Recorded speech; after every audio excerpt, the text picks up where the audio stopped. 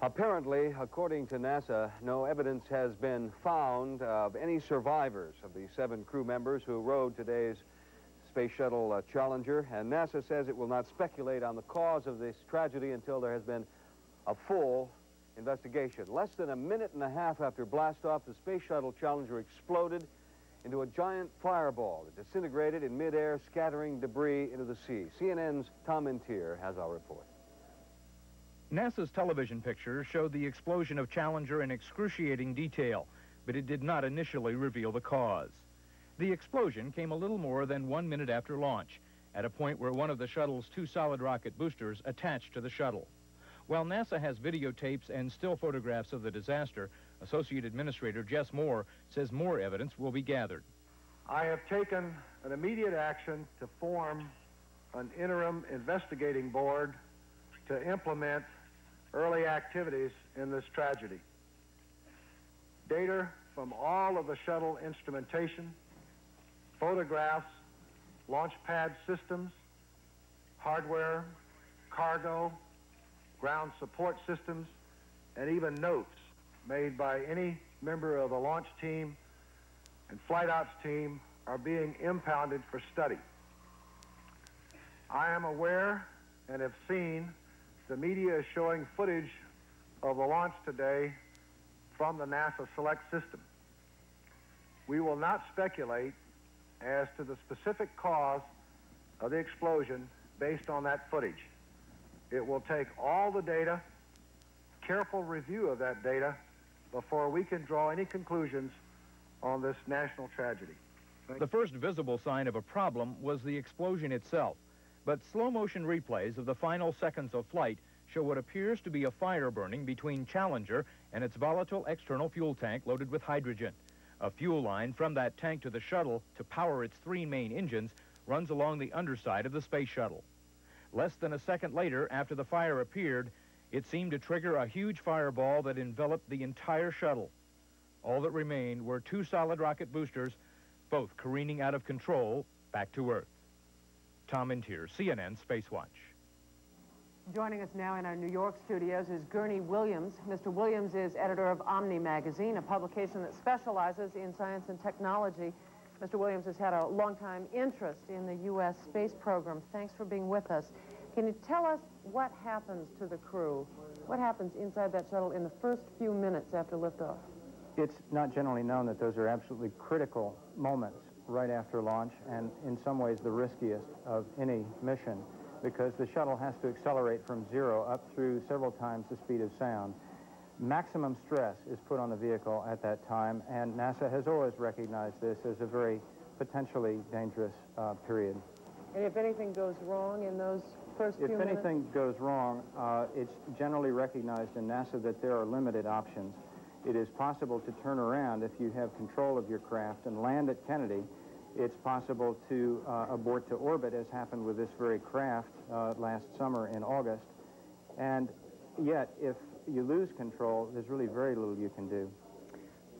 Is there a shuttle version of the black box? I know there's not really a black box flight data recorder aboard, but down on the ground, is there any way of looking at the data? Actually, more data flows from a shuttle than from an airplane, or can be obtained from a black box, in that there is telemetry of every single part of the vehicle at all times. You mean everything's wired? Everything's wired, and we can hope that that wiring was in place, in a sense, and that the data came flowing down as they should have, because it's largely on that basis that you'll be able to see what happened.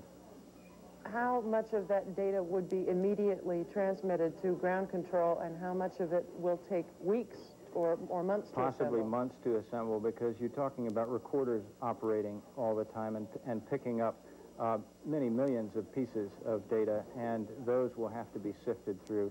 The other approach to analyzing the tragedy is to look at the pieces and to find all of the pieces you can, and in this sense, you're reconstructing a crash from the debris, as we do with airplane crashes.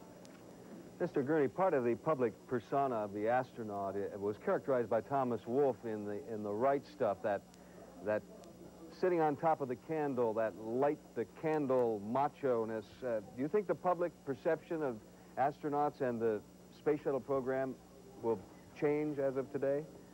I think that the perception had changed. We've had 8 women. Christa McAuliffe was the 9th. These are American women who have gone up, and several Russians. It's no longer the case that the right stuff applies to people who fly in space. It was one of the encouraging things, in fact, that every man was headed for space. It's clear to me that for the short term, that's going to have to change, and we'll go back to the pros. One of the next programs in space, and we do not know now about the future of the space program, was the Journalist in Space program. I don't know if you applied for that program, but would you ride the space shuttle? I certainly would want to know what went wrong with this flight first, and I've talked to many other journalists today who say the same thing. It's ironic that NASA sent out cards within the past 2 or 3 days to all of the journalists who applied, saying your application has been received and is being processed. Let me go back to a specific question on the first few minutes. If the astronauts felt, or the pilot felt, that they were in trouble at any point during those first 72 seconds, was there any way they had of separating themselves from the rocket boosters? The procedure is that you can separate and land, but that, of course, implies that you have some control over the craft. Now, everything we've seen today indicates that this came wholly out of the blue. There was not a fraction of a second of warning, so none of those procedures could be followed. So you don't think that they, in fact, were trying to get separated? I'm almost certain that there was no such attempt, in that within the final second, there was a transmission from Challenger saying that they were increasing the speed. They were throttling up. Very quickly, you were sitting with me when the president spoke to the nation about this tragedy.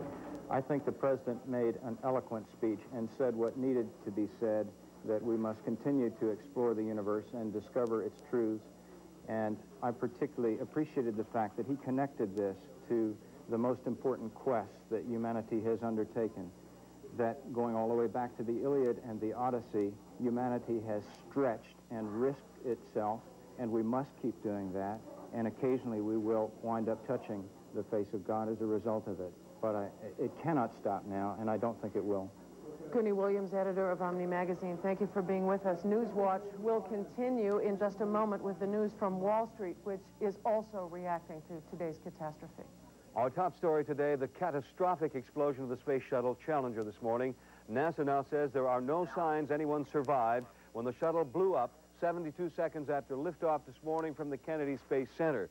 7 astronauts, including the teacher in space participant, 37-year-old school teacher Christa McAuliffe, were on board. The Challenger turned into a gigantic fireball about 8 miles out from the Kennedy Space Center. NASA says it's far too early to speculate on the cause of the tragedy. In a televised address just a short while ago, President Reagan said he and his wife are pained, his word, to the core by what happened today. He described the Challenger astronauts as pioneers and said they were daring and brave. After declaring that the future does not belong to the faint-hearted, Mr. Reagan pledged the American space program will go on. The president was scheduled to deliver his State of the Union address this evening. It has been postponed until next Tuesday. This morning's tragedy is already having its impact on Wall Street. Myron Candell joins us now at the financial desk in New York. Mike. Lou, like the rest of the nation, Wall Street reacted with shock to the loss of the space shuttle. And an early stock market advance stalled briefly, but trading continued and the market rally picked up steam late in the day. The Dow Jones Industrial Average gaining a total of 18.81 points to close at 1556.42. That's just 9 points away from a record high. Volume extremely heavy on the New York Stock Exchange. 145,660,000 shares were traded on that exchange. Advances were ahead of decliners by a 2-to-1 margin. The New York Stock Exchange Composite Index also up strongly, gaining 1.25 points, and the Standard & Poor's 500 picked up 2.42. The Dow Jones Transport Average broke its record high for the 3rd day in a row, helped by the drop in oil prices. On the American Stock Exchange, the Amex Index. The Amex is loaded with oil stocks. That index went down, losing 0.22, closing at 243.95. Volume on the Amex, 8,700,000 shares. A very big rally in the over-the-counter market. The NASDAQ Composite Index gaining nearly 2.5 points, closing at 332.64. That's a record high for the NASDAQ Composite. Volume in the NASDAQ stocks, 115,400,000 shares. On the bond market, a spirited rally there. The 30-year Treasury bond gaining 24/32 of a point, selling at 105 and 27/32, and that pushed the yield down to 9.27%. The federal funds rate trading at 7 3/4%. A number of stocks involved in the space shuttle program suffered sharp losses on Wall Street. And that's it from the Financial Desk in New York. I'm Myron Kandel. Now back to Mary Alice Williams. 37-year-old Christa McAuliffe was the only civilian aboard the doomed shuttle mission. The social studies teacher was an important part of Flight 51L. Her presence helped rekindle some of the excitement that once surrounded the space program. CNN's Carol Buckland recalls some special moments in the life of Christa McAuliffe.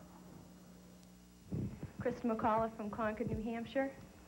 One of the things that I would like to do when I go aboard the shuttle is to bring back the wonder of it all. Those were Christa McAuliffe's words when she was introduced to the press last July 1st as one of the 10 finalists in the Teacher in Space program. She was one of more than 11,000 teachers who'd applied for the honor. She told NASA she wanted to demystify spaceflight and to humanize the technology of the space age. And the winner, the teacher who will be going into space, Christa McAuliffe. Where's that you?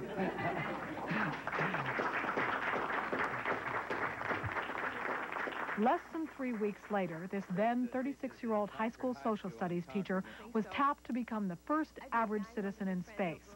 It was an emotional moment. When that shuttle goes, there might be one body. But there's going to be 10 souls that I'm taking with me. Thank you. That's right. Her husband, Steve, and 9-year-old son, Scott, and 6-year-old daughter, Carolyn, received the news with understandable pride.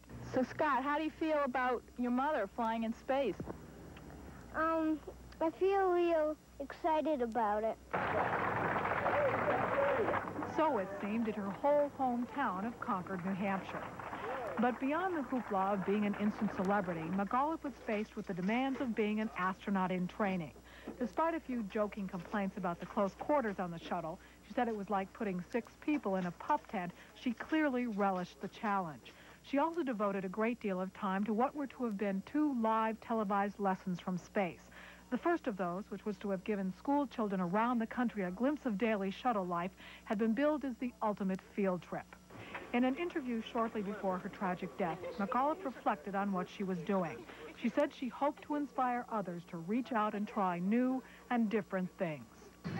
If that message can get back to kids and to anybody, that, to go for it, to go ahead and push for something, maybe that you don't know whether you're going to attain it. I had no idea I was ever going to be chosen, but I felt good because I reached out for that.